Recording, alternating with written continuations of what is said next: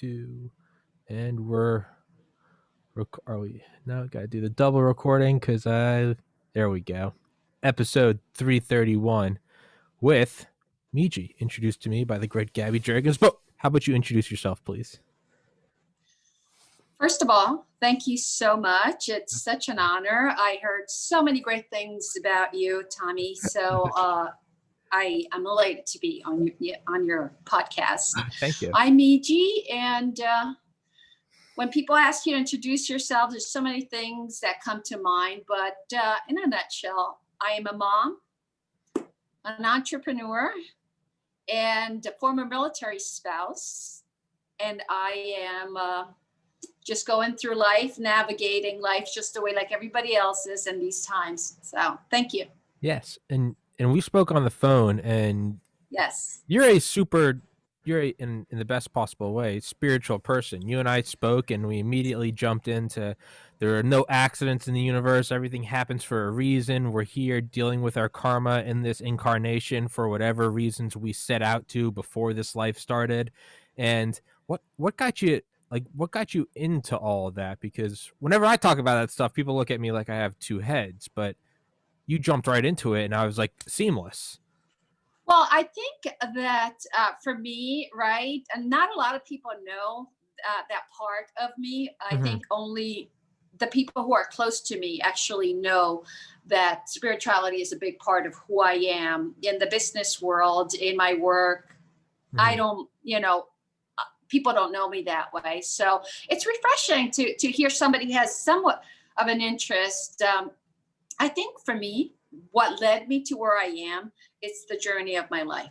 That's really what it is. This exploration that to find out who I am and where I came from and why I'm here, because I got it wrong. So for so long, I was always the person who wanted to do a lot more than I that was in front of me. I was always the person who didn't fit in, knew a lot of people, was possibly even liked, but I just was lost navigating. I thought that there had to be more. Being a mom was just incredible. From somebody who didn't want to have children, then God and the world and the universe gifted me with 3 incredible children. Was just wonderful. Like, I can't even imagine. I'm so happy for that. But something was still missing. And every job I took and every move I made and everything that I went through, it just did not feel like home. It never felt like home. And like everybody else, I was trying to fit in, to be accepted, to find validation, to just make sense of this body, this face, this, whatever I had within me, which until I figured it out, I didn't know that it was greatness like everybody else has, right? That's what makes us us. And I think that frustration of getting it all wrong, quote unquote, it's right to live the lessons, but failing at your marriage and failing at jobs, even if they thought you were good at it, you felt like this is just not right. Yeah. I think that's what it was. I was so tired of living not in integrity of my identity, just living with those, what I call ghostly biases and phantom biases that really crippled me, that I needed to find out more. So I started learning about, and I was open to learning, and still nothing felt right until one day I said, the answers to me are within me. So let me just try it my way. And that's when the whole world opened up and things started to align. People started to reach out, jobs started to come, ideas and everything started to flow. And I said, wow, here I am. And so the one thing, Tommy, that I think you and I talked about was that you end up right where you started, right? Yeah. You capture the child from within, the ideas and the dreams that never change, all the things I wanted to do in life, that I didn't think I was good enough, or I was told I wasn't good enough, or I'm like, why me? Those are the same things that at this part of my life, Gabby calls it our second stage. I call it the best part of my life yet to come. That's when you say, wait a minute, if not me, then who, right? Yeah. Yeah. It's kind of that like full circle. Yeah, you start right where you began, and it's almost like when you're looking for your keys and then you find them, all right, and they're right there the whole time, and you're like, I traveled up and down all the staircases, I went in all the rooms, but ultimately it was right there the whole time. And it sounds like the cheesiest thing, but it really is the case. And I mean, I feel like I know what you're talking about, and I feel like most people probably know what you're talking about, and it's that feeling of what Ram Dass called. He said it's just always right. It's right there. He's like, yeah, you get into the good school and you're like, okay. He's like, and then you get into the good grad school. You're like, oh, it's almost here. And then you get to the degree and you're like, not quite. And then you're like, oh, then you get the girl, and then you get the house, and then you get the kids, and then you get the grandkids, and then you get and it's always right there. And by the time you realize that, oh my God, I'm never going to get it, you're 85 and it's over. And he's like, it's just right there. And it's hard to put into words what it is, right? But it always seems like whatever quote it end quote is, it's always just out of out of reach. And I think for everyone, I know at least myself included, it always those long, like decade long stories always terminate with you just go inside. And then it's all right there. And it's because it was always right there, yeah, right? Yeah. It was always right. It was always felt. Yeah. It was always felt. It was always known by you. But I don't think that we were given ourselves permission to tap into that. Yeah. Yeah. It's how do I put it? It sounds like almost some like crappy like Instagram motivational post you'd see, but it is true, and you can hear about it in like Siddhartha Gautama, the Buddha, who wrote about it however many thousands of years ago. Is like once you tap into it, like a couple exact things happen, like synchronicities, and like I know that's like an eye rolling term because again it sounds like the Instagram like, but I mean really it's synchronicities. Things start just falling in place, just like an assembly line. They just start. You ever watch those shows like How's It Made or something, and it shows the assembly lines of like whatever? That's I think my camera just unfocused. Did my camera just get fuzzy for you? I don't have my glasses on, so okay. I can't tell if you're fuzzy or not. All right. Oh yes, it is. I think okay. There you go. Okay. But it almost seems like an assembly line. I'm gonna turn off the heater, by the way. But it almost seems like an assembly I'm gonna do the same. Where it's like everything lining up in a row, right? It's like a rubber ducky. It starts with like pellets, like plastic pellets, and then those line up, and then they get pushed into a mold, and then it gets like inflated, and then it spray paints it, and then it like puts the little eyes on there, and it's like whatever it is, or a toaster or a car. It all seems like it's just lining up perfectly.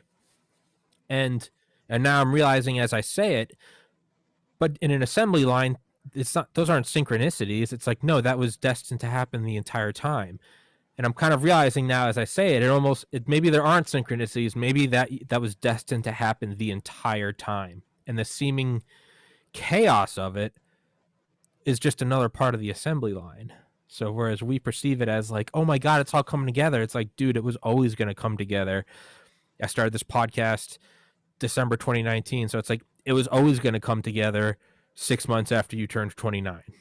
And it seems like it happened, but it's like maybe that was always going to happen. And it's like the idea that, like Alan Watts says, the idea that we're not going to make it, that we're not going to get into heaven, or we're not going to be fulfilled. And it's like, that's like a tree thinking like, oh my God, I'm never going to get the leaves. And it's like, nope, come spring, the leaves are going to come out.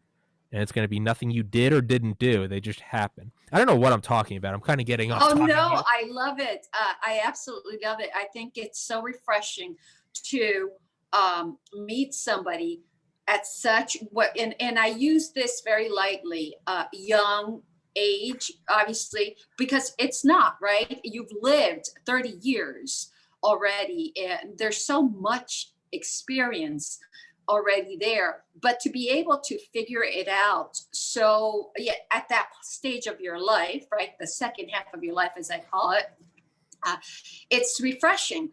And that inquisition that you have, I mean, I really, we spoke with it for a long time, Yeah. and it went by really fast Hmm. because there's an essence to your soul that is inquisition, but it's also appreciation. And I think that that's why it's so easy for you to connect to people, because you're all heart, you're genuine. It's just when you're talking, you can be yourself, and there are no inhibitions, right? You're Hmm. not pretending to be who you're not. And Hmm. I think that takes wisdom, maturity, and a heck of a lot of skill to be able to be courageous and brave enough to just explore and say, hey, I don't know, I'm trying to figure it out. As I'm talking to you, I'm thinking, and you're still in the essence of your soul, and I think that's what makes you so incredible. You're flattering me. It's but it's Thank you. but it does seem like it again, the Ram Dass quote. He's like the contradict or the irony of like power is when you're seeking power and control, like you can't have any. Your life is chaos. But the second you decide that you're just not going to try anymore, he's like you get more power and control than your wildest dreams. And it does kind of seem like that's what happens with when you finally get to a point where you just go, I don't know. And you just flip the tape, you flip the Monopoly board. You go, I have no idea. I have absolutely no idea what's going on. It's almost like you called the universe's bluff. And it's like, you got me. And then it just kind of hands you a treasure. And you're like, what the hell? Like, I don't know. Um, there's a doctor I've had on this podcast twice, and he's gonna come on again. Dr. I'm Eben sorry. There's a doctor I've had on this podcast, and he's going to come back on. Dr. Eben Alexander. He wrote a New York Times, like one of the, like a huge book called Proof of Heaven. He was a neurosurgeon that fell into a coma in like 2010 and experienced the afterlife in like vivid clarity. And this guy is a literal Harvard neurosurgeon. So it's, Love you it. know, it's not just someone like me talking. It's like an actual brilliant medical doctor. And he wrote the book Proof of Heaven, and he got all into spiritualism, and he woke up from this coma that he's supposed to have like a 1 in 70 million chance of living.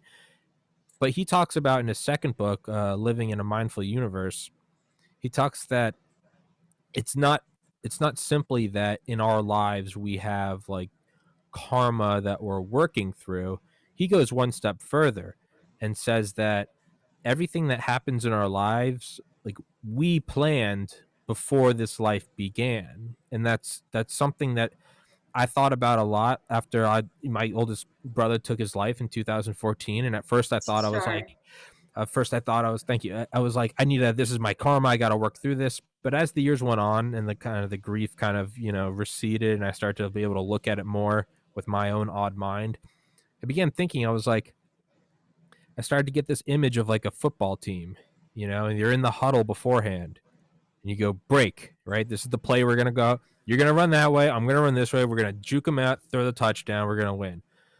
I had this image in my mind of like me and like my brothers, and it was like before we're born. So I don't know, in some spiritual realm and beforehand. And it's like, we're like Mhm. timeless beings. Like we've all been around for eternity, as have you, as have every listener. And beforehand, and we're just trying to, this is just one course in an endless school of life. And beforehand, it's like, all right, today's course, today being like an 80-year life. So my oldest brother being like, all right, I'm going to be the oldest. Then it's going to be you. We're going to be born. We're going to live in New Hampshire. Then we're going to live in Arkansas. Then we're going to live in Maine, and then Georgia. When I'm 27, like I'm going to kill myself. And what that's going to do is it's going to cause you guys to go through this trauma so that you can, and then we're all like, sounds good, break. And it sounds insane, but the more I think about it and the more it seems like life is unfolding around it, I can't help but feel like that's exactly what happened. I know I'm going on like a long rant. Do you have any, do you have any, what are your feelings on that kind of, did we plan out this life before we got here? Or is that too off the wall? So I've heard of that from, I've been so privileged to meet so many brilliant and fascinating people, some with tons of degrees, some with hardly any education. Some of the smartest people I know never even graduated from college or high school. But, it's just this reality from within. And you're talking about a neuroscientist. I always say, if I come back, I want to be a neuroscientist. Joe Dispenza, I don't know if you know his work. Yeah. I am a junkie of Joe Dispenza. I can't wait to have him in front of me, having a conversation, sit on his, he's just incredible. But this idea, to your question of, did we really come not knowing and come to figure it out, or did we already come into this world choosing to be here, what people call karma or whatever? I'd like to think that the higher intelligence, the higher power, the what I call God, or what I call the essence of my soul and true nature, has already kind of figured out a bigger plan for us to, our quote unquote free will, come into this world and make humanity better. For whatever reasons. Because if we think about right or wrong, justice or injustice, right or left or whatever, right? It is so easy to want to pick a side. But when you separate and you look at life and you try to be objective, as objective as you can, right? Looking at life from every different perspective, just imagining that, I'm here, I'm there. You can't but feel that there's so much more to this. Why was I born a Catholic? Why was I born this color skin? Why was I born in this part of the world? Why was I born with these skills? Why did I lack these other ones? And when you think about that, and if we had this creation or whatever it is that is one, and is so incredibly amazing, right? Then why were we not already all equal? Yeah. So it's that. Yeah. That idea of exploration. Okay. Right? So you lose all that knowledge when you come in, and then you figure it out because you're evolving as a soul, as a human, whatever it is. But there is I think there's a richness from giving yourself that opportunity to find out, which I must say, and it's not something that I talk about a lot, but I felt like I was a misfit. I made so many choices and then wondered, what the heck am I doing? And I fell into, many, many deep depressions throughout my life. So that the idea of understanding why people would commit suicide, not that I always say my children rescued me, because I would never do it because of my children, right? Sure. But I would just fantasize, oh, how great would it be just to, and just to not be here anymore. Season. Yes. Yeah. And until you wake up one day, well, the idea of taking my own life is not an option. The idea of staying in a marriage that is not fulfilling is not an option. The idea of of taking a job or whatever, all this is just not making sense. So what am I going to do? Let me see what's in here, right? Let me see what's in here. Let me go back to freedom of expression. Let me go back to the integrity of my identity. Let me go back to being childlike and start to remembering who I wanted to be and who I was and how. And then you figure out that I was here all along. I just choose not to be, right? And so do I believe that? I have got to believe, for my sanity and for the continuity of this vessel that I'm in, that yes, there has to have been some sort of agreement that we made, which my mom, I grew up in a very Catholic family. Yeah, my mom's one of 18. My dad is one, I found out he had 4 more siblings, whatever. So my dad passed away, and it's a big family. my grandfather would get on his knees and kiss the priest's feet. I mean, Yeah. and I loved being a part of that culture. But can I say that I think that's the right culture, the right belief? Wholeheartedly, I can tell you, it's just an experience. Mhm. And as I love it and embrace it, at the same time, I look at people that have the teachings from Buddha, that has, I mean, all these kinds, and I love them also. I just think that this is just an interpretation of life, where we happen to choose to go, or we happen to be born or sent, or whatever it may be, that it's just to realize that at the end of the world, we're born in greatness, with greatness, for greatness. And let's get on this journey to figure it out, make a difference, help others, and learn to become our best. Let's optimize this potential that we were so graciously allowed to have.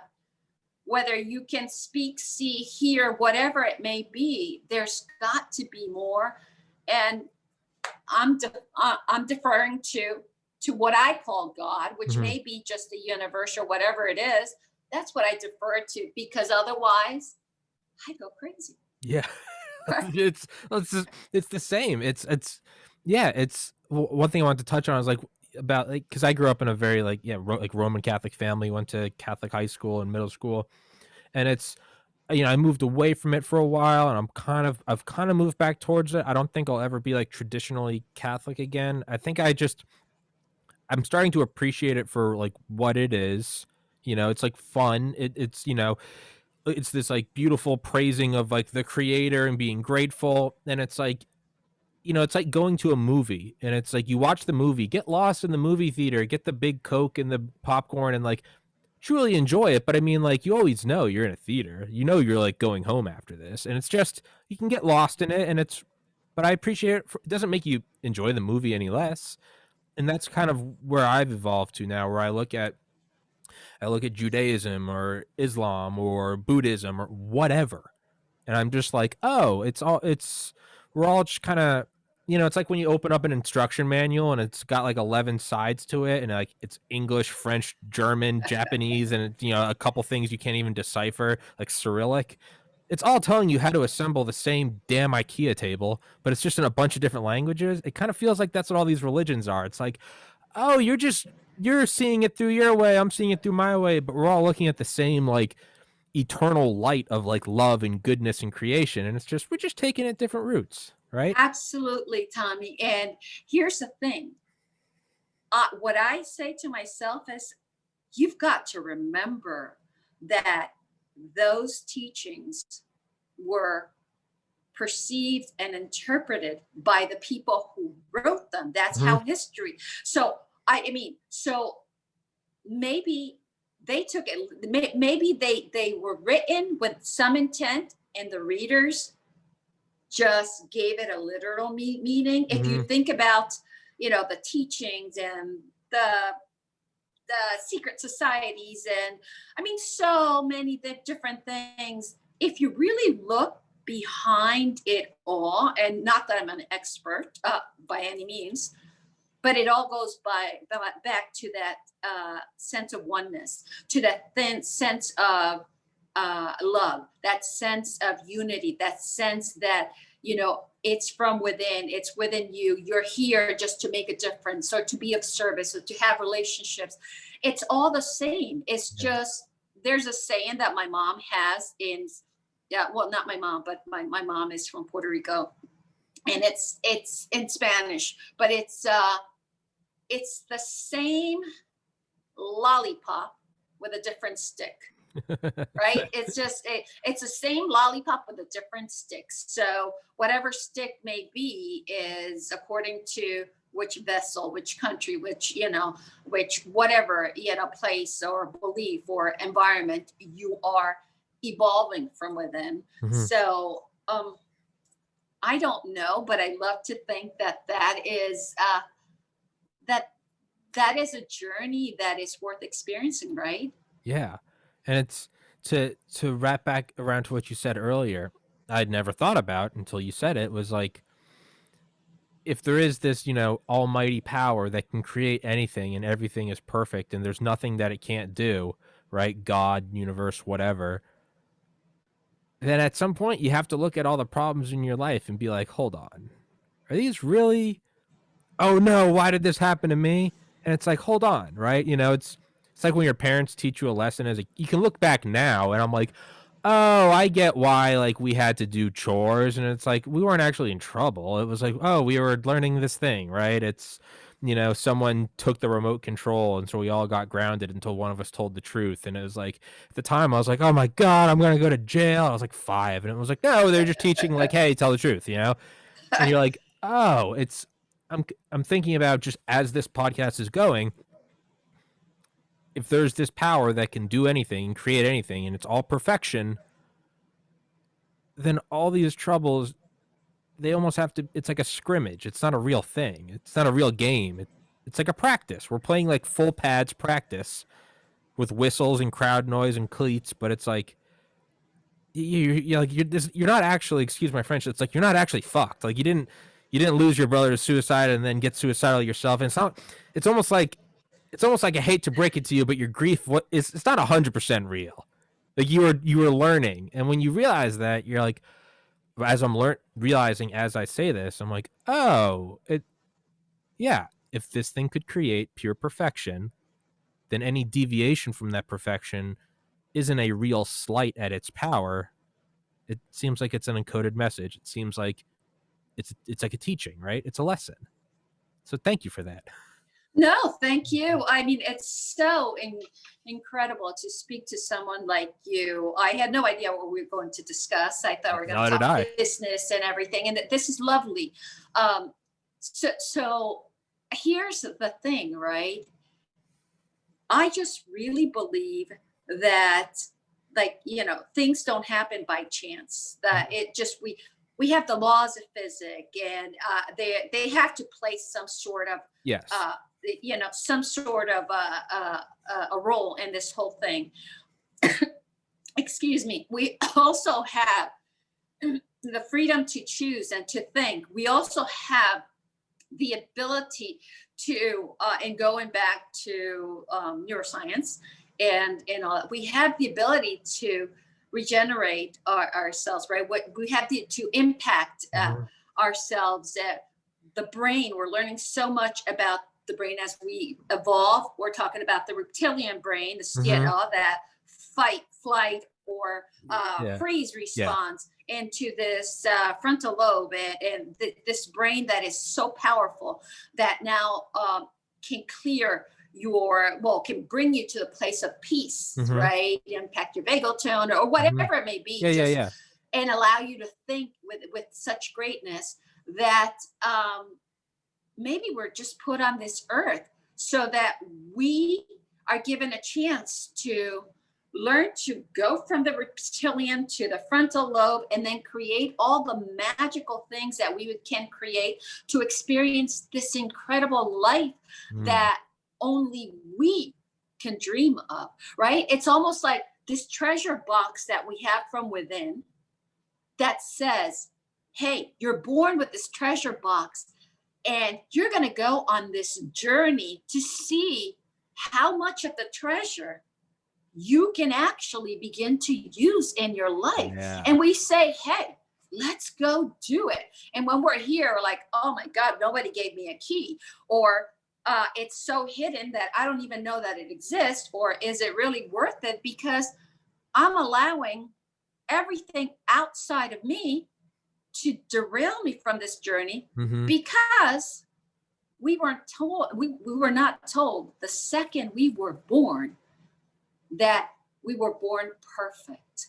We're already perfect. All we need to do is explore, unveil, and engage on powerful journeys of optimized potential, just craft. And we give into so many things, and I think that we're starting to learn those things, right? We're starting to tell our kids, oh my God, my kids, it's unbelievable, because if they were born to me now, they'd be so much more, so much better off than they were when they were born to me when they were born. And I'm like, oh my God, how do I make this up? And I'm like, wait a minute, it's okay. They're so incredible. And I learn from my kids every single day. They are so far ahead of where I was at their age that they're actually my teachers in life. Yeah. And a young man like you, right, coming in and opening our eyes and giving us the opportunities. 10 years ago, 15 years ago, do you think anybody would have me on their podcast to talk about this? Right? Yeah.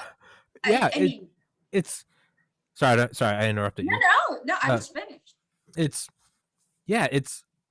It is this crazy thing that's unfolding where, you move from the reptilian to the right, where it's the beginning is, it truly is. It's like eat, breathe, rest, reproduce. I mean, you can almost go back to like cells dividing. It's like there's nothing else. And then, we got a little progress. We went from fins to feet. We moved on land, and it was like, okay, spreading out a little more, but survival it was of the fittest. Yep. And it's still just eating and reproducing and, trying to have as many mates as possible. And then it gets, agricultural revolution, or, first opposable thumbs, and then agricultural, and speech agricultural. And you kind of playing with it a little more, and you kind of move forward, right? And then you get, right, once you get all of like your base needs taken care of, shelter, food, water, warmth, clothes, safety, then you start to get, right, like art, these luxurious things that like a hunter-gatherer wouldn't make. But after you have society for a couple thousand years, you start to get, I don't know, like a Sistine Chapel or a Shakespeare. And then as we're moving forward from that, we're moving to the frontal lobe, the neocortex, where it's like we're pushing forward. And then it really starts to blow your mind, because then if you start to think about like neurogenesis, and we start to learn about like nootropics, right? You start, like anything from fish oil to sulforaphane, the weird chemical in broccoli, or aerobic exercise or anaerobic exercise, sleeping, meditation, and then using like fMRIs, functional magnetic resonance imaging. Think about neuroplasticity, right? To where they actually show that your thoughts actually create your brain, which is why they say if you're trying to diet and there's like a plate of cookies and you tell yourself, I'm just going to have one, they're like, don't do that, because once you've had one, it flips on all these receptors that now make it like 100 times more difficult to avoid a second cookie and then a third. And it's the same reason they talk about like when you're forming a new habit, it's like you just have to start and just push and push, and it doesn't actually become easier. It just subjectively becomes easier because you're actually, it's like, it really is like making a new path in the woods. At first you have to break all the leaves and you have to saw down trees, but it's the same thing as you're creating new neural pathways in your brain. It's as the dendrites and all the glia and all that good stuff. You start to actually you're creating like the road less traveled in your brain. But then that gets crazy, because that starts to shape how you perceive reality. So it's like, right, when it's like when deaf people have better sight, or when blind people can hear more, and then they can actually look at the brain before and after someone goes like blind or something, and the part of the brain involved in hearing actually grows. It's not just that they're better, that it actually is growing. You can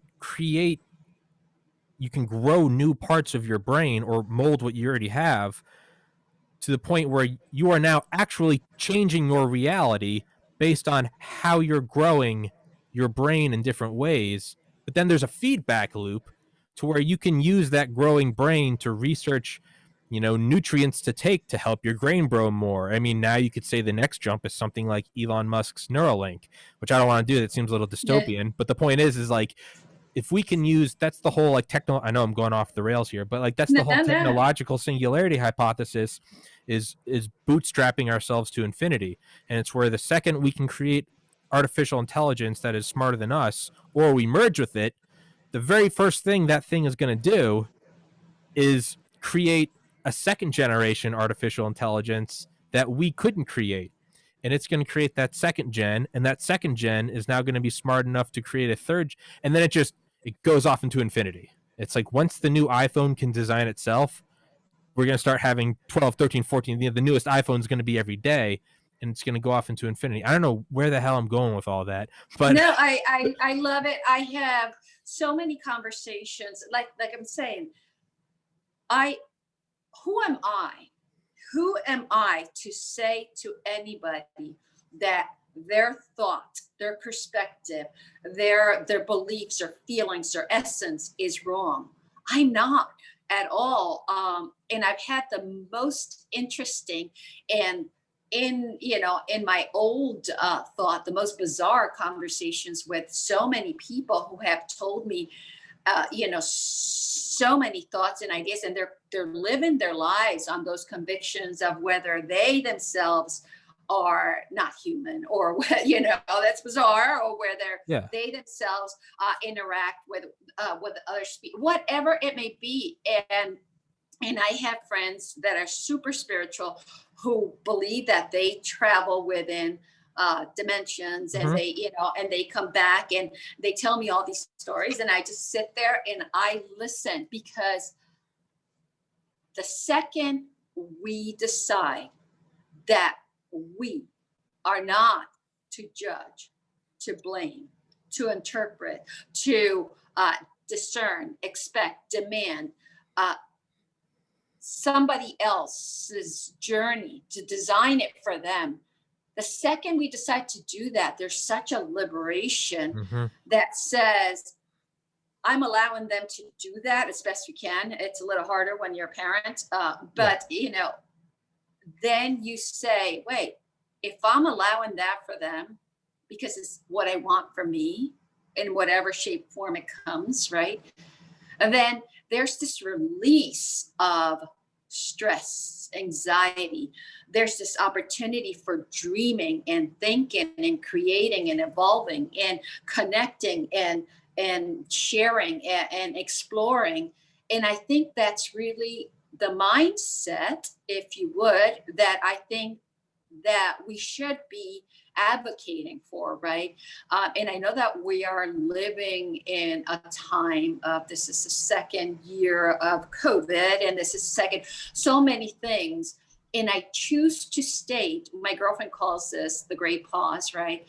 So I choose to say, who am I to just label on that? I do not know. I can only speak from my experience.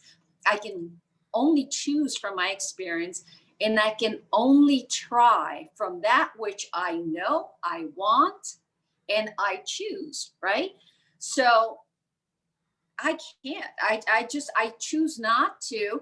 And like I said, when you have close relationships, you have children or things that you want, it can become frustrating because you're wrestling with that. Where do my dreams, boundaries, privileged thoughts, end, and where do I allow somebody else's to come in? Well, that's a challenge in our world.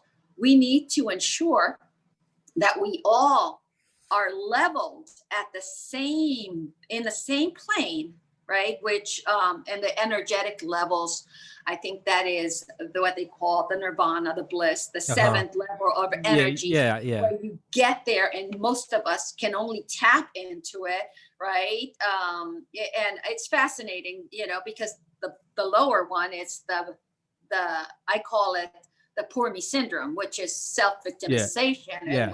And then until you get to that one where it's like, oh, there's so much more to this essence of my soul. There's so much that, why am I wondering or worrying about whatever Tommy's journey? Why? It seems so incredibly useless, and hence, this is why I'm in my second part of my life, and it's just now that I feel like, oh, I have a chance, right? That was not all in vain, but my goodness. So if we take this stance that we're going to contribute this weird, belief or this wisdom or whatever, to the new generation, so that people, and just afford them the opportunity, gift them with the idea that they're already perfect, gift them with the thought that they can hold the greatness, they can do whatever they want, and that they just need to decide that they are going to evolve as they wish, right?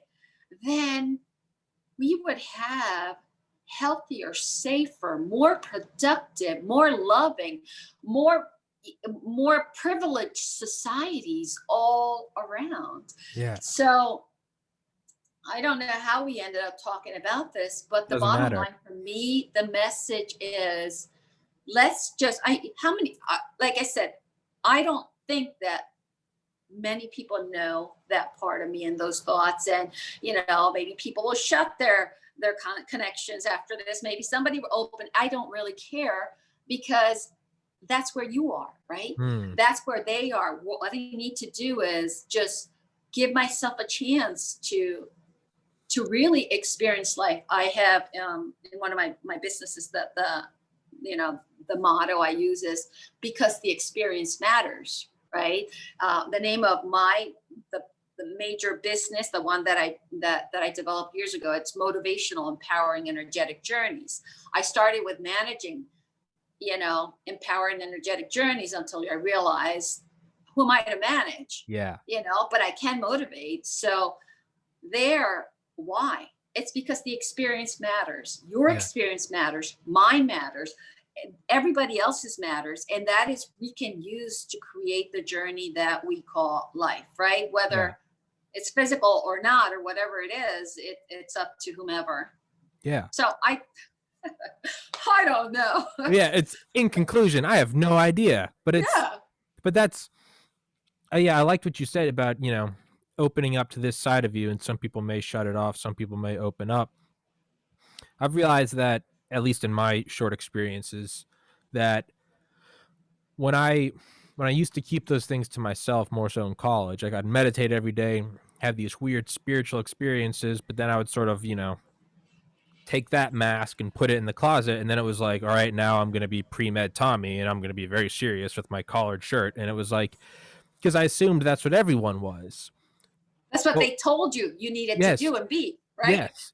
Yeah. And when you don't show that side of you, what I now look back and realize is there are a lot of people who are having those same experiences, but because no one else is talking about them, they also take that spiritual hippie mask off and put it aside. And next thing you know, you might be in a group of 10 friends. 5 of them might be meditating every day and having crazy spiritual experiences. But because no one talks about it, they assume that they are one and there are 9 that don't do it instead of 5 and 5. So the more I talk about it, having on you, having on Eben Alexander, the Harvard neurosurgeon, or, and this is the one I always use for people, is having on Dale Comstock, a retired Army guy who's in Delta Force, which is like the tip of the spear of Yes. the most clean cut American, just badasses. And he's a guy that talks about like meditation, energy, frequency, putting out what you want in return. And when you talk to him, you're like, you expect to hear this stuff from like a hippie girl in a forest or something. But you see Dale talking to you and you're like, what the hell? It's like this guy that you'd think would be like, there's no such thing as Commands that. authority, right? Yeah, it's Our all about perception. Yeah. hard work and materialism. And he's like, no, man, you got to meditate and you got to picture success and you got to feel the energy of achieving what you want. And you're like, well, you're the last person I thought I'd hear that from. But by being more open to that stuff and displaying it and discussing it, you start to sort of unlock the masks of other people, because they're like, oh, there's someone talking about it. And you realize that these people are all around you, and you're like, oh. And at the same time, people that aren't interested in it, whereas I used to be like, you have to meditate, you got to get into it and learn it, I'm now taking more of the approach that you're talking about, is where I'm just like, maybe that's not what's meant for them on this journey. Maybe, and who am I to say? They might be doing their own thing, and they might be looking at me and being like, man, that poor idiot, he's still meditating. Doesn't he know the whole next level of, for all I know, true spiritualism is being as boring as you can. And it's like, man, that guy has nothing going, but in his mind, maybe he's in some weird subjective Buddhist nirvana. And it's like what Alan Watts said, or I think it was Alan Watts. Yeah, he's like, in this reality, in this incarnation, we tend to think that the Buddhas and the Jesus Christs, we think that they're the most woken souls. We think that they're the ones that walk this earth and truly know. And he goes, I look at it from the opposite standpoint. I look at it from, they're playing this game on easy. They're playing the game where you're woken up and you see God for what it is. The people that are playing the game on hard, the people that took 3 hits of acid instead of 1, they're the ones who are really caught up in this life. And we all look at them and we're like, oh, they're not awake. They need to get more into spiritualism and open their minds. But it's like they're the ones who are playing the game on hardcore. They're truly getting lost in this. Again, I don't know how we got here, but oh no, I love it. I was just thinking, as you know, I love to hear people, you know, share thoughts and ideas, right? And you were talking earlier about our basic needs, Abraham Maslow, and you know, self-fulfillment, right? But then we're talking about, you have this Gestalt theory, where I truly believe that people are inherently good. Yeah. I just so believe that. And for me, that is what makes me want to be a part of this interaction and communing with people. But you have, you know, Socrates and Einstein, and, you know, they all brought their thoughts. And when you go back and you look at what they wrote, and you talk about who we are, the essence of our soul, you talk about our ability to connect and the frequencies and everything that we are now rediscovering, right? It's just like the thought of, oh, how were the pyramids built, or why, you know what? So it's just such unveiling to us that it's not that we need to unmask other people's coverings. It's just that we need to learn to unmask the coverings that we've allowed to blind our, and I'm saying eyes, you know, but I'm really talking about our souls. Yeah. Because when we know, you can't, but a lot of people pray when something's going wrong. And when they pray from fear. And I know this, not because anyone has told me, but because I did it for years and years and years. And I believe that if I didn't get it right, I would be punished, and, you know, that God was going to come and all these things. And I'm saying, like, wait a minute, how do you reconcile that with this incredible intelligence that is omnipotent, that is just already perfect? So why on earth would he make imperfection? Yeah. I mean, it just cannot happen. It just simply cannot happen. So we're going back to this idea of wholeness, right? The separation of church and state and all that. We're coming right back into, you can't have one without the other. Yeah. Because here's the thing. Politics, religion, health, wellness, communication, that is all simply what we do or where we choose to invest ourselves. But who we are is this incredible greatness that can't. But I can go into work and do my podcast or do my show or do whatever, or train or what I can do, and I'm going to take me with it. I'm not going to leave half of it aside from me. I'm not. Yeah. I may choose to not share. Yeah. And why am I not sharing? Because I'm not in integrity of identity, because I've given up to fear. What other people may think, whatever, you know, whatever it is, that's really why we don't share. Yeah. That's really why we don't do these things. If we were given permission to be who we are, and the world, we knew that the world would accept that regardless of how we show up, okay, there would possibly be a heck of a lot less violence, a need for less need for violence, less need for, you know, for acquisition, less need. And don't get me wrong, I love a good life, and I think we're all entitled to a good life.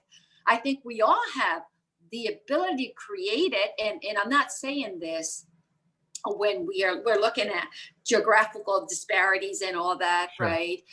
That's not where I'm coming from. I'm coming from a thought that supersedes what we see, because we've created what we have. We've allowed what we have, and who we are in this. We have. Now, there's got to be something so much greater. If all of a sudden there were sci-fi, I love sci-fi, I think it's great, but there were these invasions from other galaxies or Star Wars or whatever that are coming and pose a threat to us, right? Mhm. Don't you think that every nation in what we call the earth would come together to try and do that?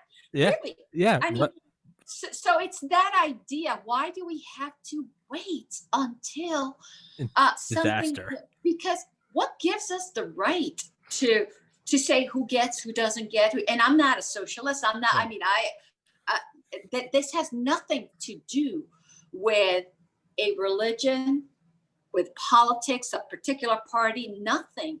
Okay, I as a matter of fact, I try and not bring that into my life. I have my own beliefs and thoughts, and they're private, and I respect mine and others. But I'm coming from from the one thing we all are. Well, part of the human race.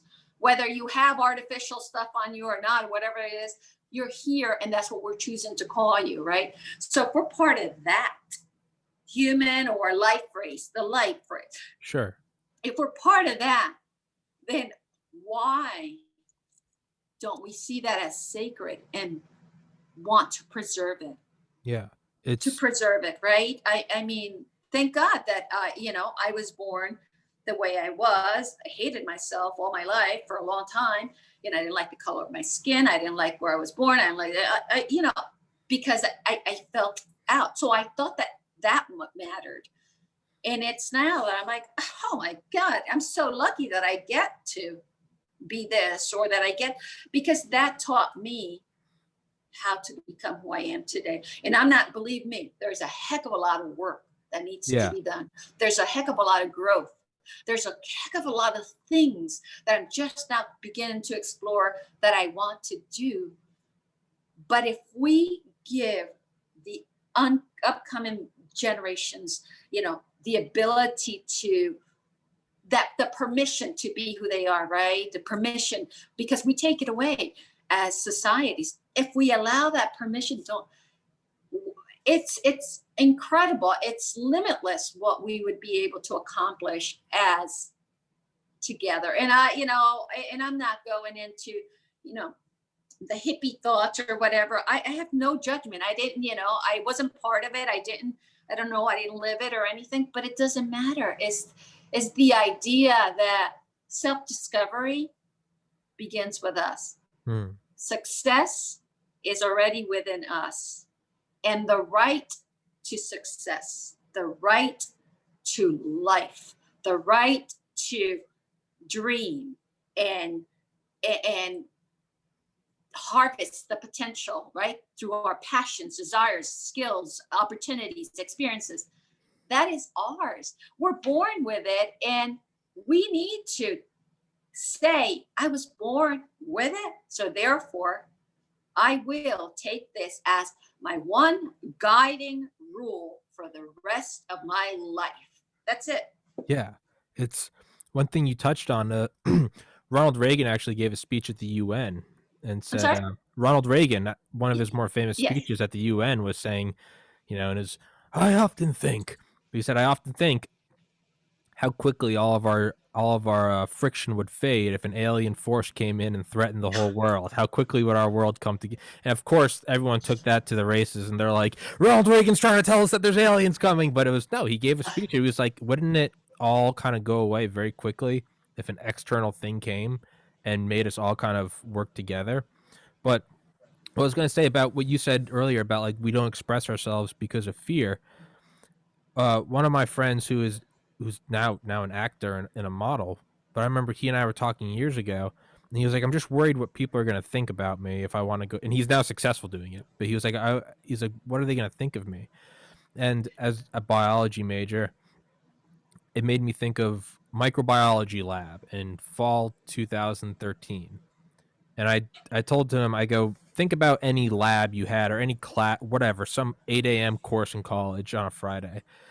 Like, think about when you have to go up and you have to present your report, right? Or think back to middle school. Don't even think college. I think you got to give your book report, right? You got to go give your book report at the end of the whatever. And think of how nervous you are for yours. You know, what am I? I'm going to look like an idiot. Do I know this? Blah, blah, blah. That's how we're thinking right now. Should I be an actor? Should I go on Tommy's podcast? Should I start a podcast? Blah, blah, blah. Now, when you're sitting there and you're exhausted and, you know, you haven't slept enough and you're terrified about giving your speech, and meanwhile, students are going up one after another, and they give their 5-minute little report and, you know, whatever, and you got to like write a question so you get participation grade or something. Think about how little you care, how much you don't give a shit about those reports because you're so terrified of your own. When you can think about how little you care about those, you can now understand how little anyone really cares about you expressing yourself. So it's like, what are people going to think? You're so worried about your book report. You're not, everyone else is just droning on, going in one ear out the other. So when you're worried about coming out of the closet, or I'm an atheist, or I'm whatever, I'm transsexual, it's like, we're so terrified thinking of what other people are going to think. The reality is like, no one's paying attention because they're all terrified of themselves. And it's, yeah, that's one thing I try to always go back on. I'm like, no one has enough time to worry about, you know, what will they think of me? They're probably, that's the reality. It's not what they will think. It's not what they will think of me. Will they think good, or will they think bad? Will they like it or dislike it? The reality is they're not thinking about you at all. You're not as important enough of a character in their book. I love it, because here's one thing that I've heard before, and I actually subscribe to your thought, is that, my goodness, how inflated are our egos if we actually believe that whatever that person is doing is actually to harm me, to throw things at me. It has nothing to do with me. It has to do with the way they're wrestling with their own fears and how miserable and how much pain they are. Yeah. This is how they choose to express it, because they're so afraid. And I'm here thinking, like, you're doing this to me. Well, was it, oh my God, Eleanor Roosevelt, she said, no, and do not quote me, it's not exactly, but she said, no one can take away your power without your permission. That was, I don't know what the exact phrase was, but basically that's what she says. No one, can make you feel, a certain way without your consent. And for me, I've remembered, obviously not the exact line, but I remember the concept for many years because I think it's brilliant. Okay. The second we give in to somebody else's thought and accept it or fear it, we're giving away our power. We're saying, yeah, you're right, I'm wrong, and we waste so much time just trying to be what we're not, just to please or appease somebody else. Yeah. There was a quote I saw a couple weeks ago, and it was if someone walks along and like punches you in the gut or punches you in the arm and they walk away, you've got that bruise and it sits with you and you can't sleep right because you're leaning on it and it hurts, and that just stays with you for a couple days. Okay. So when someone comes along and says something to you that you really don't like that leaves a bruise in your brain. If you will, unlike a punch where it happened and it's like, oh shit, if you see him coming along again, like, you're going to dodge the punch. And I know I'm like butchering the quote, but it was like, if someone comes along with you and kind of says something to you and it bothers you, like, you're letting them live in your brain for free. They leave and you're letting it dwell there. And it's kind of what you said. You can't give away your power without your permission. It's like, no, you just nope, just let it go right through you. Just don't entertain it. Don't let it come at you. And I think there's something that someone wrote, don't rent space in your mind for a tenant that's not deserving, or somebody, and that idea. Yeah. Don't let them live in your brain rent free, right? It's like when people are like, you know what, I really just can't stand my ex. And it's like, when did you last talk to her? It's like 5 years ago. And it's like, so it's like a sunny day. We're sitting here drinking beer on a porch. And this person 5 years in the past is allowing you to ruin your day. Like, what are you getting from it? Are they your boss and they're giving you $1 million a year? Well, maybe that rent is worth it. But like, this is someone that you're not even seeing anymore, and they're ruining your day today. What are you doing? Forgot what I was gonna say. We've kind of gone completely into the spiritual. Would you like to do another episode sometime, and we can do like a business episode, and I can pick your brain about Absolutely. how You to know, grow Tommy, this? it's such a delight to speak to you. You're fascinating, and you're this vibrant soul that has this rich inquisition, and that we're having this conversation, and it's making me think about all things that, number one, possibly no one knows that I talk about or consider, or that are truly a part of my life. But second of all, it's just like challenging thoughts of, you know, I didn't think of that. Or maybe, this is super great, because I'll go back and I'm like, wow, it makes you want to explore, and it makes you want to just pursue a journey of inquisition. Again, it's just my kid's father calls me, he says, you don't want to be the eternal student or something like that. And you don't want to spend your life just going to school and go and doing that. And at first, he's a great guy, but at first it was just like, wow, am I not doing a lot with my life? Or, like, and then it was like, wait a minute, such a gift to be able to learn from others, or what other people are doing, or going to school, exploring, or whatever, that I don't know that I would ever give that up. Because if I thought that I knew it all, oh my gosh, then there's no hope for me. Because if this is where I am, and what I have, or what I, if this is it for me, because I've already gotten here, then take me out now, because there's nothing left, right? Why am I even playing the game, right? It's like Tom Brady is going to his 10th Super Bowl. If you were only allowed to win one Super Bowl, how depressing would that be? You got your ring, and it's like forced retirement. You'd be like, why am I?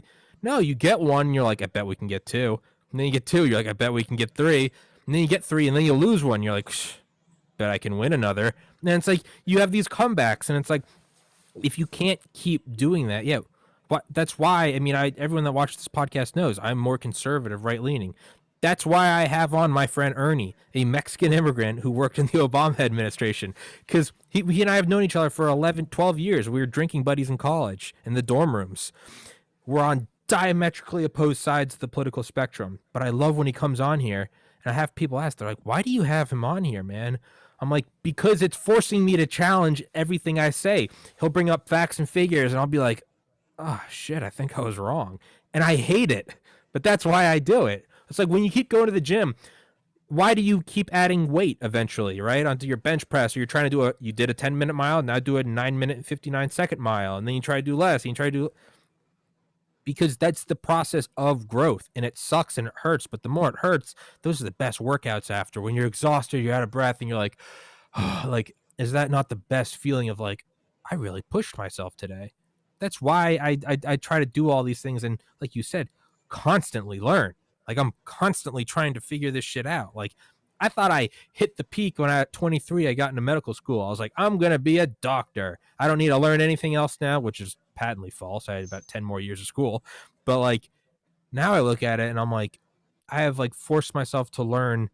Even just with this podcast, how to learn like acoustics, how to have less echoing and lighting, and how to upload and how to crop, and like stuff I that love like it. I have no interest in.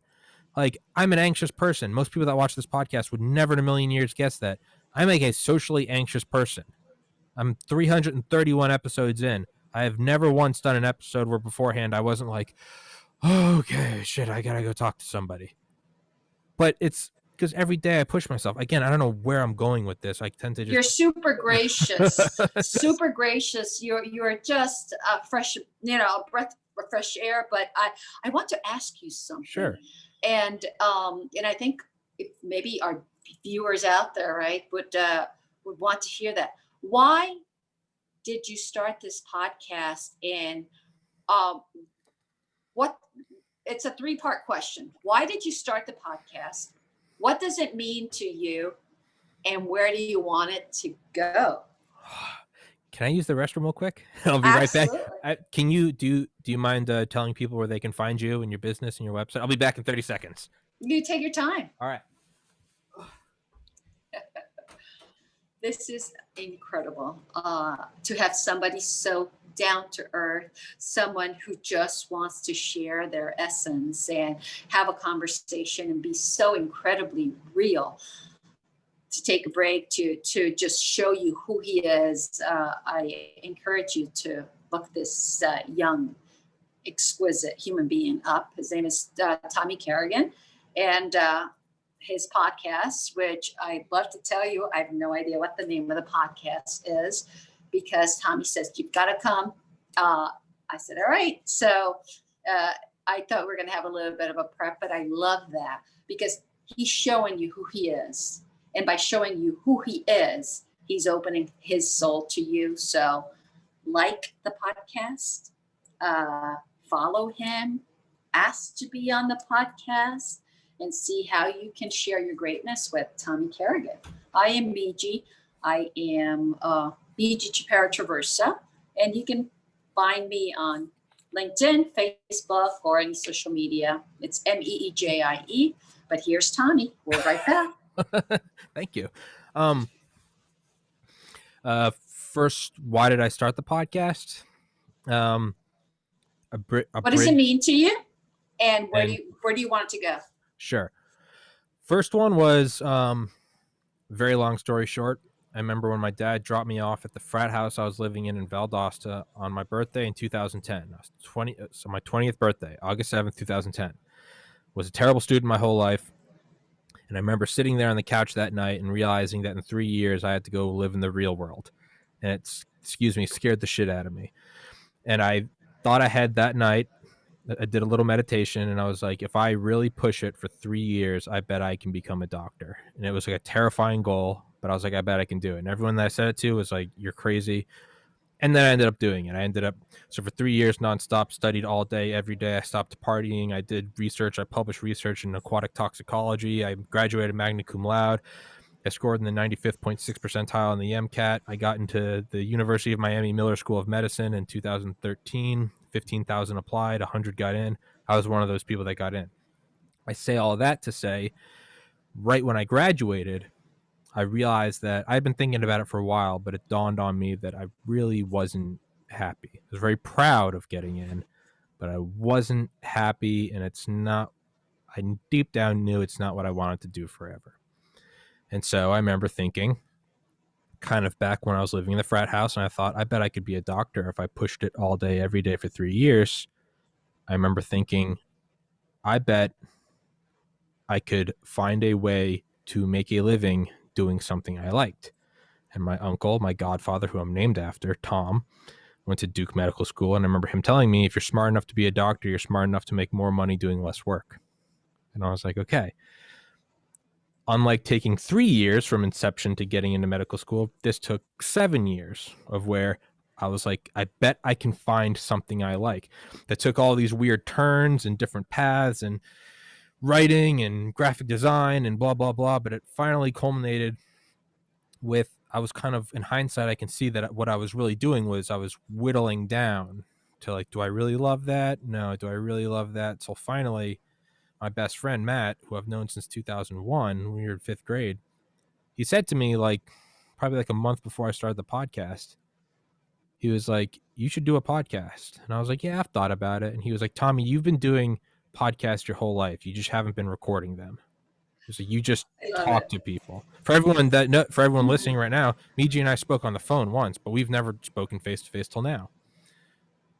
So I was like, I bet I could do that. I bet I could find interesting people.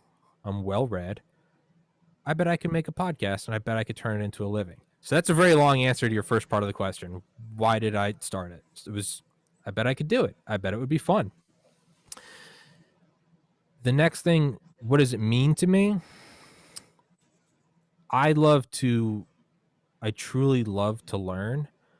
I love talking to people who are passionate about anything.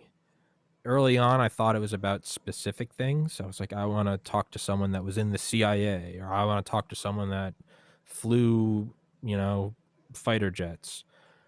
And as these episodes have gone on, I realized that I just like to talk to people who are passionate about anything. not even something I care about.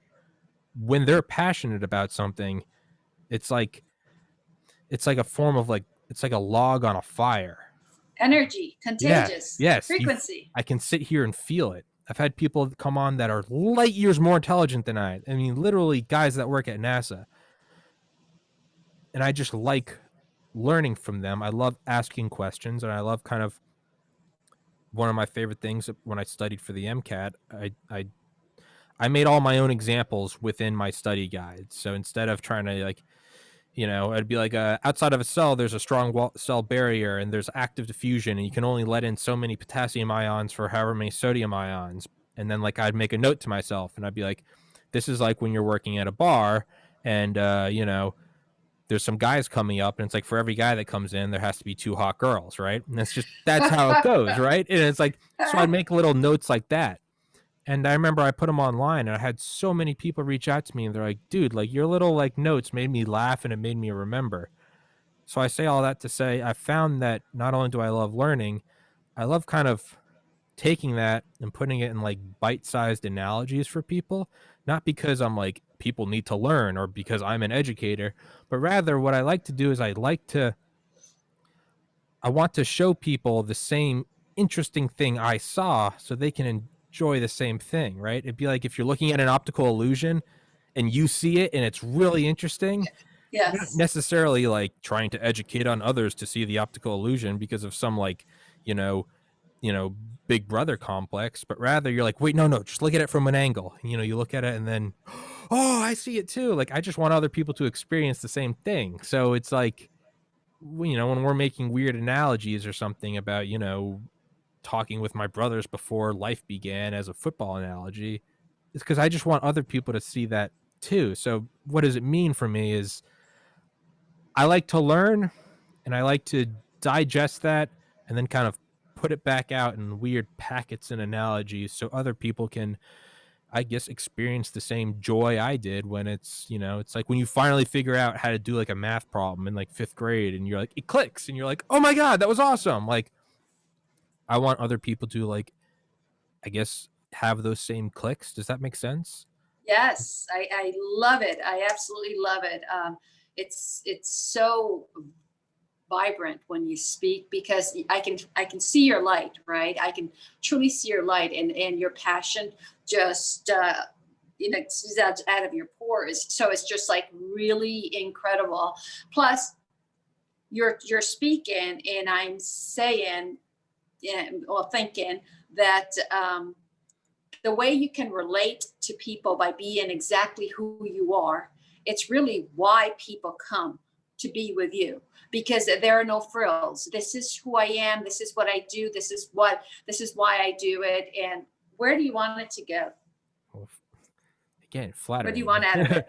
So, and this is how I've had a couple people ask me this on the podcast before. And whenever I give the answer, I always have to say, like, bear with me, hear me out, because it sounds like it goes right into left field because it is kind Not at all. an odd answer. But that being said, it's, how do I word it? I want to make as much money as I can, right? That's a given. That's a human trait. Who doesn't want $100 billion, right? Of course. Who doesn't? It's all right, right? Yeah. Who doesn't? So, but I look at, so I look as someone that lost a sibling to suicide, as someone that's lost aunts and uncles to suicide. Like, it's something that's touched very near and dear to me. I came very close myself. There is obviously, after I got into medical school, I applied to pharmacy school because I thought maybe I'd want to research these chemicals that aid in, depression or anxiety, everything from SSRIs to SNRIs, Zoloft and Wellbutrin and Prozac to anxiety medications, Valium, Xanax to mood stabilizers, Depakote and lithium and whatever. These are all tools that you can use to help people, right? And it's, okay, maybe that's something that could help others. All right. I want to sort of kind of like the podcast. I want others to experience that same joy that I do when I learn about things. Yeah. This is kind of the inverse. I'm like, I want others to not experience the pain of losing because I've made friends in like kind of a dark community. I've made friends with other people over the years online that have lost, a dad to suicide or a sister or something. And you kind of bond in this weird, screwed up way of like just this unknowable pain. And if you can get through it and not take your life yourself, which is a side effect of people committing suicide, is it turning into sort of chain reaction suicides. I don't want to just get through it and be like, I survived. I got this badge. I survived. I don't want other people to feel that. I don't want other people. And then after becoming very suicidal myself, I don't want anybody to go through that, not just lose someone to it. I also don't want people to go through it themselves because it's pure terrifying. It's the absolute absence of love and light. It is just the end of the road, and it's terrifying. Well, I already got into medical school. I already got into pharmacy school. I know deep down that that's not where my passion lies in doing the work. Maybe that's just a lazy cop out, but that's just, it's interesting. I like it, but that's not what like sets me on fire. Like I can do it. I clearly can do it. I got A's in those classes, but it's not where my heart is. I don't think it's where my own spiritual growth is. However, there's two ways to skin a cat. It's like, well, hold on. Now to take in another experience. Right when I graduated, the day after I graduated, I tried psilocybin mushrooms, magic mushrooms. Not in a, take them and go to a party. No, I went out into the woods with a friend and really tried to. I've been meditating for almost 10 years at that point. No, not 10 years. I've been meditating for about 5 years at that point. Really wanted to go inside and sort of see what it's all about. Not in the partying sense, but I'd read a lot about them spiritually. And so I took them out in the woods and we just sat in the woods and kind of meditated for a couple hours. And I came out of there. And that's when I had the realization that was the actual day that I told you about earlier. I bet I could make money doing something I like. And it completely kind of cleared my mind. Reading more about them, things like psilocybin, MDMA, LSD, these have all been used in clinical studies over the years, and they completely blow out of the water other chemicals at treating things like PTSD or trauma or, people that survive childhood rape or just horrible things. And not in like the sense that it's a little better. Like an iPhone 12 it's like a little better than an iPhone 11. It's not that sure, there are chemicals over the years. We have Prozac and then we have Zoloft and then we have levomilnacipram and they get a little better. They kind of get a little better and that's good and all. And I respect that, These are a completely new paradigm, like something like the best like heroin clinics in the world. And I could be wrong on this, so someone fact check me. They have something like a 95% recidivism rate, where it's like that's just how strong like opiates are. Is that like even the best like wellness centers in the world, only about 5% will really like stay on the straight and narrow after that. The inverse is true for something I've never done, but it's called Ibogaine, Ibogaine, which is just one of many psychedelic drugs out there. It's the inverse. They find they have about a 5% recidivism rate, but you can't do it in the United States because it's illegal under Schedule 1 drugs, Schedule 1 by the FDA or in the DEA, meaning that they have no clinical value, which, excuse my French, is complete and utter horseshit. But there are multiple chemicals where they find this. The guy that created the original 12-step program was a big advocate of doing LSD because he said that was the final step in breaking addiction for whether it be narcotics or cigarettes or alcohol. Troops coming back from the middle, or any troops in any conflict, but because the ones where it's actually been used, troops coming back from Iraq and Afghanistan, Operation Iraqi Freedom, Global War on Terror, when they go into these clinical settings and these guys have terrible PTSD. One of my friends, Miguel, who's my age, served in Iraq, and he said his best friend was killed next to him. Bullet in the head, graphic as you can get, covered in brain and skull just gory, nightmarish shit. There are people like that. There are guys and women that come back from there with this horrible trauma. 22 veterans a day commit suicide in the United States. Mm-hmm. Well, they found with things like MDMA therapy, where with not an idiot like me, but with an actual physician in a clinical setting, and whether they come in with their wife or maybe their parents or maybe their other friends that did survive, and they all come back and they want to talk about the loss of Bob or whoever. When they do these sessions, it's one session and it lasts a day. but they'll leave there and they'll be good for 2-3 years before they need another one. Not a daily medication, one and done. They go in, it's too good to be true. It sounds like a silver bullet. They do these things and they're completely, it's just, I mean, it's like a gift of God. It's just this thing that grows out of the ground. I mean, so for whatever it is, alcoholism, PTSD, depression, anxiety, all these things, it's we're sitting on top of just like we're sitting on top of a Garden of Eden of these psychoactive chemicals that not in this, I mean, sure, I'm definitely of a, you know, if I pay my taxes and don't hurt anyone, leave me alone. If you just want to take LSD, not to get over trauma, but because you want to look at the pretty colors, like that's cool too, but that's a political argument for another time. That's not what I'm getting into. I look at it as like right now we're in the dark ages of mental health care, and that's not disparaging psychiatrists and psychologists and all the neuropsychopharmacologists and, you know, pharmaceuticals and all the researchers that put their life and soul into this stuff. But right now we're using like leeches to like bleed the evil out of people.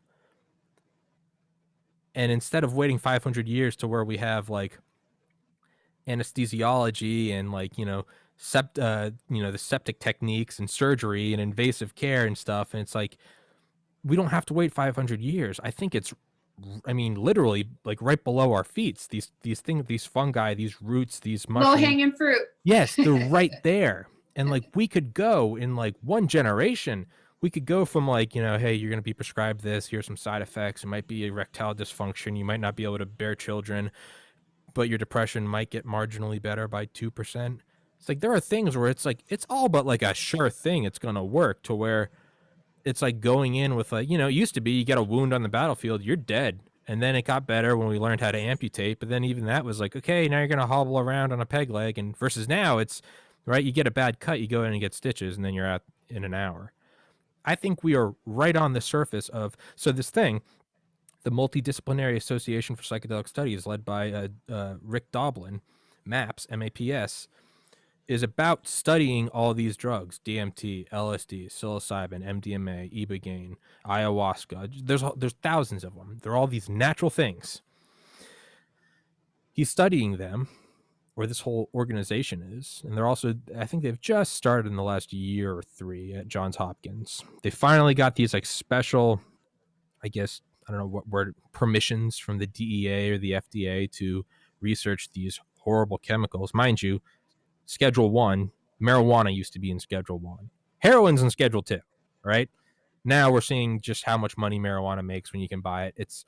So we're starting to see just like it's just seeping in that, okay, you know, first it's like you can do research on these. And then it's like maybe there is clinical applications. And it's like the light is just coming through the door. And what I want to do is rip the door off its hinges. I don't think it's ever going to get government funding. I mean, right now, the whole, and I'm not taking on either side of it, but right now it's like we're still on the edge of like, you know, should like abortion be, or Planned Parenthood be funded by the government? Imagine the uproar if like, hey, they're funding people taking mushrooms with my tax money. Like I just don't think it's ever going to be funded by them. On a personal note, I don't think Big Pharma is ever going to do it, because you can't make money on something you can't patent. Mushrooms growing out of cow patties. It's not some chemical that, so there's no real financial incentive for them to do it.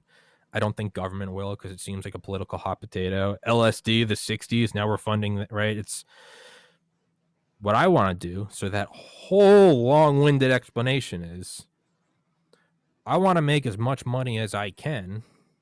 It's like Elon Musk is saying the reason why SpaceX isn't a publicly traded company is because he wants to make as much money as he can, because he's like, I don't want to wait on the government to give us funding to go to Mars, and I don't want to wait on some corporation who they're not going to go unless they can find a profit margin. It's like, I'm going to save up all my money. This is what Elon Musk says, and I'm just going to get us there anyway, because I think it's good for humanity to be on a second planet in case something happens to this. And he's basically kind of saying, screw everyone else, I'm just going to do it myself. Sorry, just shut up. You know, instead of asking your roommate to do the dishes, eventually you're just like, screw it, I'll do the dishes, shut up. Like, that's kind of how I feel. But instead of going to a different planet, my mind is like, instead of yelling and raving about the effects of LSD on mental health, like, why don't I just make as much money as I can, hopefully just hundreds of millions, if not billions of dollars, through somehow or another, Take that and then just privately fund this research, because I truly think that's not going to save the world. I don't think anyone can save the world. I think that's the human ego getting all grandiose.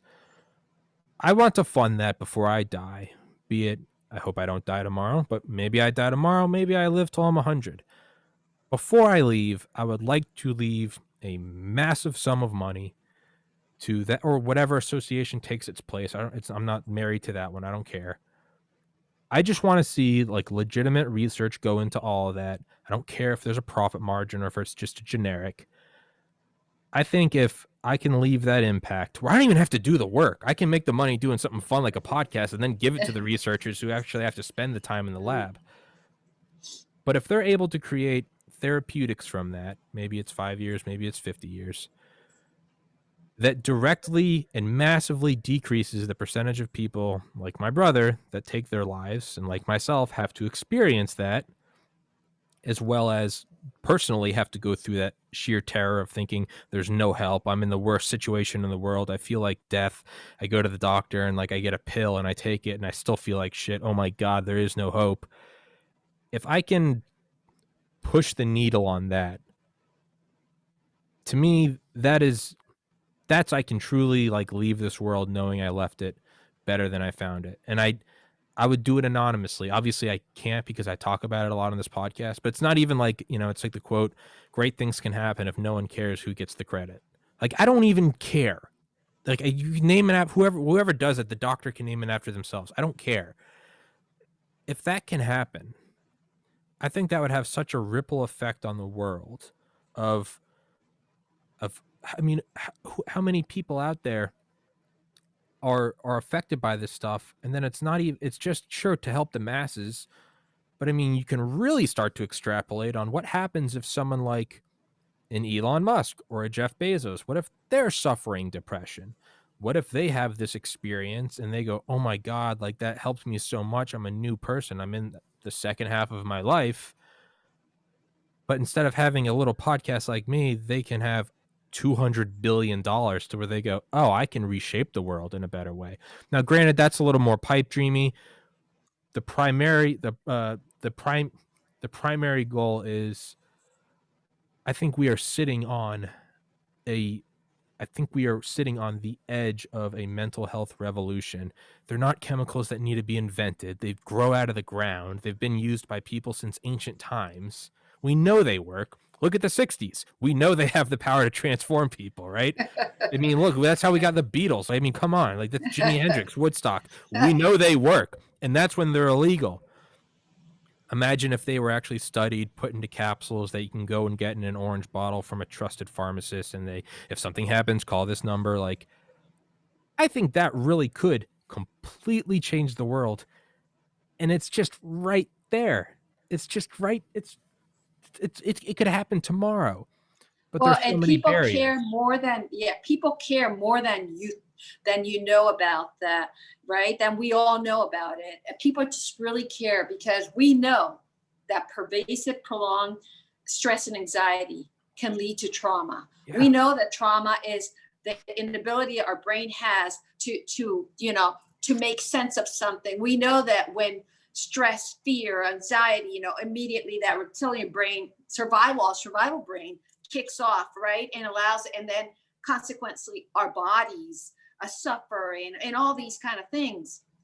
And to your, thought, which I think it's, first of all, don't call it a pipe dream, call it your dream and your vision, right? Because going back to thoughts, neuroplasticity, all those, making those connections. If you believe you can, then there is a way, right? So the second you say pipe dream, it implies a little part of it implies that maybe not. There's doubt. So, right, that self-narrative. But I think it's fantastic what you're doing, and you're taking an approach, which I know nothing about drugs or anything. I was one of those people that just didn't do drugs, but sure. I'm in the middle of research with something that I call MSA, which is multidimensional, multisensory movement surrender approach. And that is an alternate modality that allows you to hone in into yourself through your senses and your experiences in order to be able to just create a desire release or expression to your body, right? Just by just unveiling that greatness. I think we should talk about it at some point. I was about to say that has to be a podcast episode.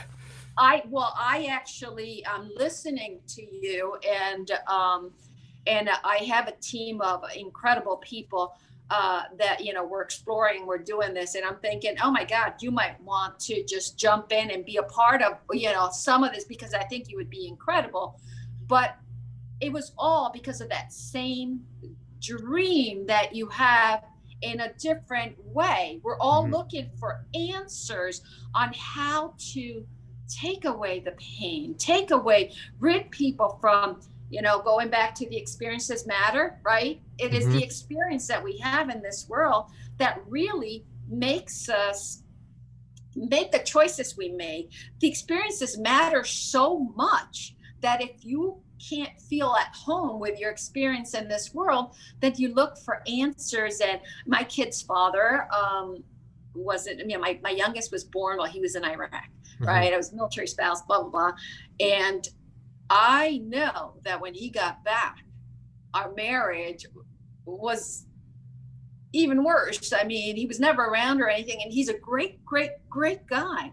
But he was one of those guys that, you know, I would say, you know, get help. He goes, you know, I'm not going to cost our government any more money, and that mentality. And, you know, if they wanted me to have a wife, they would have issued me one, and just like all these kind of things. And he is just a fabulous human being. But we're just, you know, with those programs, perspectives, and things that we grow up with. And there comes a point in your life after having lived your first part of your life, if we're not as smart as you, right, that are going through your first part of life and figuring this out, that we said, wait a minute, here I am, and it feels so empty and such a void, and no amount of just one thing, right, whether it be drugs or whatever, can take away the feeling that you have of experiencing the journey of your life, right? And I think that if we educate, right, educate our people, our children, our youth, that you were born in greatness, with greatness, for greatness, and you have everything you need to succeed. You just need to engage in exploration, and you go and then you teach them that, hey, we're born with these incredible machines that we call brains that have the answers. And, you know, I mean, and we can go back into the energetic centers, which are just small brains in your gut and your brain. And we're already born with all that. We have access to it, but we don't know how to use it. We just simply don't know how to use our bodies. We know nothing about our bodies because we're not taught, not because no one knew, right? And all of a sudden we're discovering that we do have all these things available to us. We have the center you're founding, you know, with the vision you just shared, or we have, you know, what I call the MSA, and it's just for the same collective purpose of easing the journeys of human life. And I think that if we're given that opportunity to contribute and collaborate and make a choice and a difference, I think that we would all just really succeed. So I am so excited that you shared that, because I have even more questions for you. I just want to learn about your thought. You're talking about all these things that go all over my head. My daughter is just took her MCATs, I think. You know, she wants to go to med school and all that. So I understand, and I tell her all the time. My son, that's in the military, you know, I remember in high school, when they were in high school, you know, not that long ago, right? I'm like, you got to take a psychology class. You've got to, you know, it's just like, and dad is like, oh, you know, that's not whatever. Yeah. And then I remember them taking those classes in high school, and both of them simultaneously at different times saying to me, oh, neuroscience. I think that, you know, they were talking about neuroscience even before I delved into, you know, some of what I'm doing. I'm like, and it was so incredibly amazing to see that at the end of the day, those basic needs that we have, we have food, shelter, and all that, but the most basic need we have is that ability, that need to self-fulfill, to be someone great within the life. And I think that what you're doing is incredible. I just am enamored by who you are as a mind, and the brilliance that you hold within your words. And I'm like, all right, this guy knows what takes many people so many years to learn. And you're like, just stating that. And I think that unveiling that greatness is so necessary. So I'll do whatever I can, to assist you in whatever you need, and vice versa. But I think that people need to hear who you are. People need to get to know you, and you'll have all kinds of people, yay, nay, or whatever. It doesn't matter, right? You'll learn from that. And you're talking, and I'm saying, oh my goodness, I want you to have my 17-year-old on your podcast. He's got this little podcast he's doing. He's brilliant, hates school,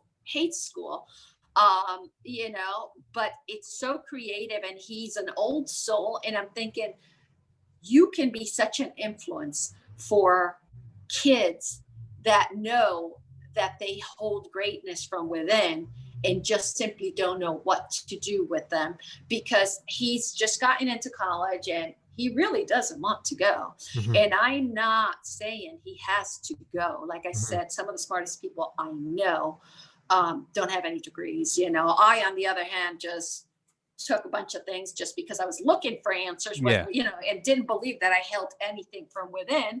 So what you have and what you're offering is so incredibly rich that the right people will listen. Really, the right people. And who cares about those who want to cast judgment, those who think it's too out there, who cares? They're not at that place of spiritual evolution that you're at, or intellectual evolution, or whatever you want to call it.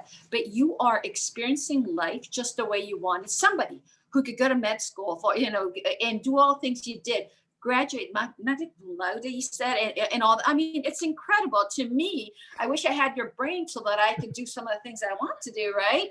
But maybe that's why I'm meeting you today. And it's just so incredibly rich, and it's an honor to be a guest on your podcast. And you were having this conversation. You could cut everything out. It's no, okay, I'm not cutting any of it out, because people don't want to hear this. But it's just, I'm cutting it. I'm not cutting anything out. True gift to the world. People need to hear you.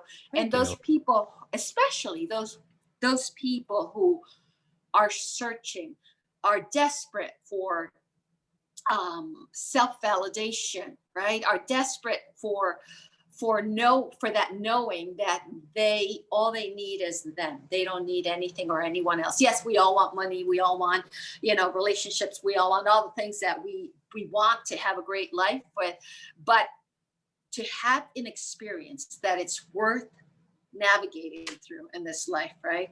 All we need is ourselves, and someone like you has the potential to impact so many people. So my hat's off to you. Thank you. Thank you, Miji. I need like a Miji app, so every day I can turn it on and just receive accolades and be like, I'm the best. It's no, really. I mean, that's I definitely feel awesome after talking to you. No, I just think we all need to do a better job at sharing the greatnesses that we see in others, right? Mm-hmm. I was just on the phone earlier with on a business call, and for a long time with this woman who's fabulous publisher, and she's recommended to me by another friend, and so it doesn't matter. So she's saying that she's doing all this great work, and I know she knows it, but she doesn't know if she sometimes doesn't know if her clients if they like her, but yet they keep on coming back. And I'm like, well, why do you think people really go after what they like. And how many times do you go to a store and not buy something because the person is not nice to you? It doesn't matter how much you need it, right? It's about how we make others feel that matters. But I think we need to understand that the way we make other people feel is by, by pointing out the greatness that we see from within them. Okay. That's it. If we look at everybody, again, everybody is great. I think everybody, we may choose to act differently, but we're all great. So if we are taught that, hey, we have the ability to point out how great somebody else is and then let them know, it would ease so much of their suffering, so much of their pain, or it would just give them the motivation to take the next action in their big dream, or it would just harvest and create bridges that unite things or create things or, bring about a better quality of life or health or whatever it is. I think those messages are imperative in the development of our humanity. And I think that you have been put on this platform to do so. So we talk so much and tangents and whatever, that's who what cares? this whole podcast is. That's what 331 episodes. When people ask, they're like, "What's it about?" I'm like, the only way you can understand is if you watch all 331 episodes, and then you'll come back. Do you have a name? Is it the Tommy? It's just Tommy's podcast because my name's Thomas Patrick Kerrigan, Tommy Patrick Kerrigan, TPC, and I realized I was like Tommy's podcast. I was like TPC, so I just kept it. So it's just Tommy's podcast. I love it. I have so many people of all kinds of realms in this life, that would be delighted to be on your podcast. Business people, entrepreneurs, producers, young people doing, from all over the world that would. Yeah. So if I can offer anything like that to you, please, it would be my pleasure. That's because you'll have great, fascinating conversations with them. Okay. All right. And when you get to Joe Dispenza, you make sure that he knows that you say, "Hey, you got to talk to me, G. You got to talk to me, G."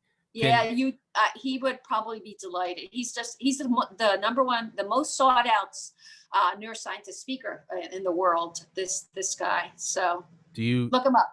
Joe Dispenza. No, I know who he is. One of my friends introduced me to his work a couple of years ago.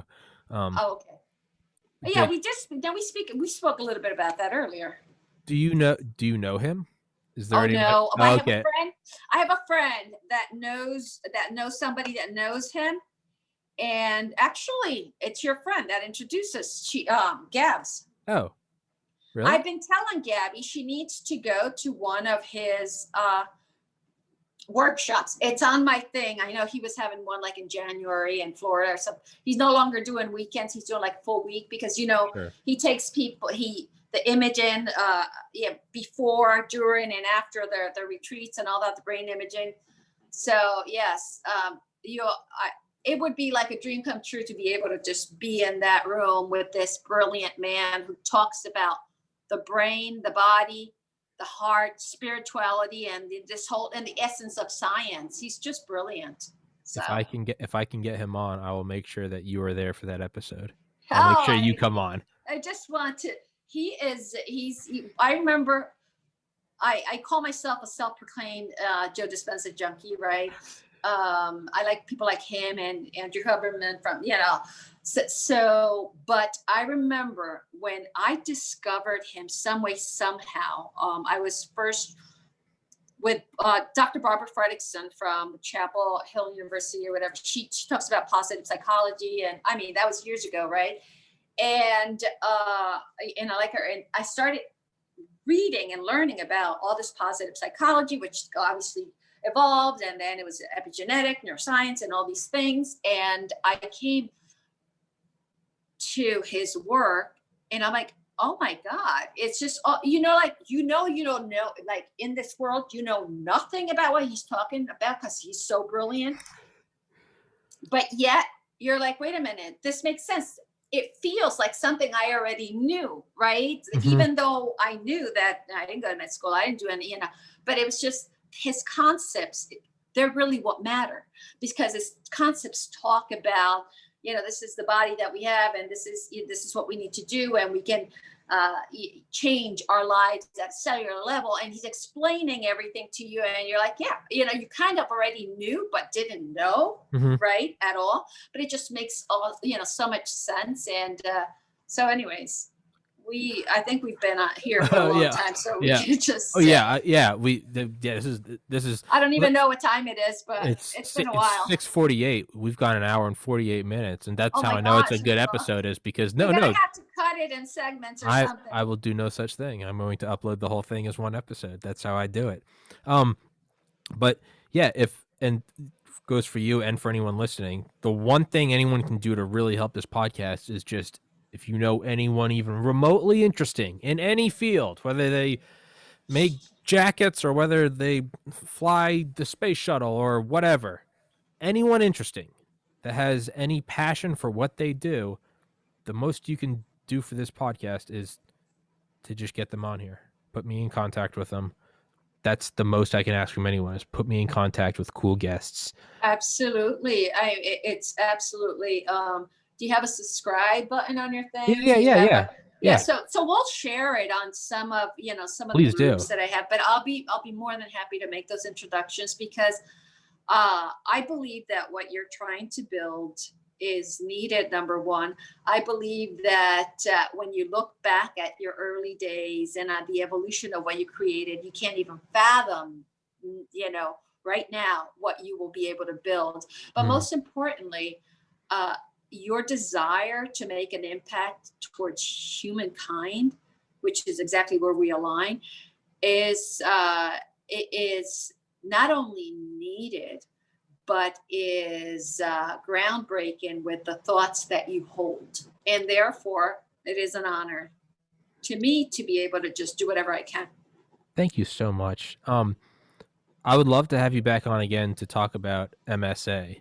Can you explain, like, real quick what it is, just kind of as like a teaser, and then I'll text you and we can schedule another episode. But can you just go through MSA one more time, just like real quick? Well, MSA is just what I call it, right? Yeah. And we are. It's just what I ended up doing. The name has evolved because it was a multi-dimensional, multi-sensory movement surrender approach, which is just an alternate modality that I'm not telling you what to do, why I'm explaining to you, that's why it has education, assessment, and all that, on how to really pretty much preserve the integrity of your identity, just learn how to rid yourself from your ghostly and phantom biases. That's what I call them.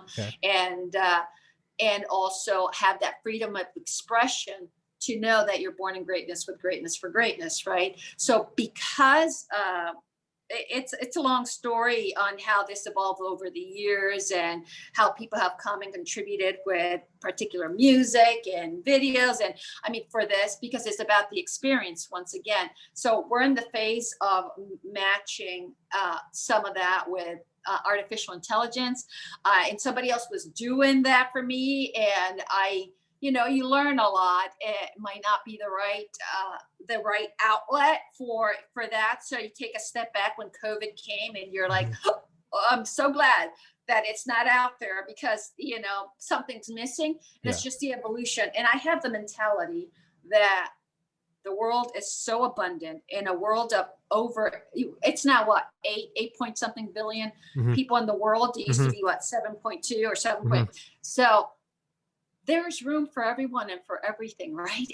And that idea. So I don't care. I just want to make sure that the right people are on board to make their collaborations to do, because like you, it's about positively impacting humankind and making the experience count. So we'll talk about this whenever you and I off your podcast, we'll talk about this and see if that's something that you might want to engage in. I think it would be fantastic. But and then we can, when we're ready, we'll come and talk about it, and then we'll be able to talk about it together, because you'll be vested and some of you understand, and you can use your brilliance to actually convey the messages. So I am so excited. Miji, thank you so much for coming on my podcast. It'll probably be uploaded. It'll probably be up in the wee hours because my internet sucks and it takes forever. I'll send you the link when it's up. Yeah, that's funny because I am one of those people that I'm so like I will do this. I will listen to you, and then I'll skip through me and listen to you. That's what I did. That's what I Yeah. do. I skip myself when I listen. I don't want to hear. I don't want to hear me. Yes, isn't that funny? It's just even when we did a show that I helped produce and stuff, Inspire, same thing. It was just I would have great people. I didn't want to hear me. Yeah, me. I don't want to hear me. We're so critical of ourselves, right? Yeah.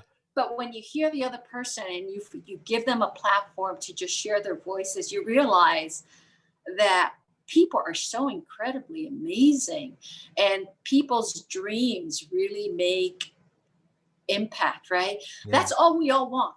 Yeah. Everybody, all we look for the same thing: happiness, health, safety, love, companionship, and if we can do it with nice things, that's even better. But right? Yeah. I'm so excited. Miji, thank you so much. Thank you for coming into my life. Thank you for coming on my podcast. I love just exercising thoughts and talking and bouncing stuff off of each other. And this is my favorite type of podcast. So is where you said, oh, you might want to edit it or chop. No, this is perfect. It's a complete smorgasbord of just talking and ranting, and who knows where it goes or who cares. And then it somehow circles back to a nice ending. And that's what I love about it, is it's just every time I do it. You said beforehand, you're like, I didn't know what we were going to talk about. Neither did I. I never plan anything. So it's just, we turn it on and it's like, let's see where this thing goes. And somehow it keeps working. So thank you.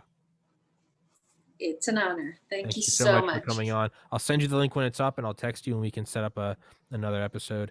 Again, thank you so much. And sending hugs. All right. Thank you so much, Miji. All right. Bye-bye.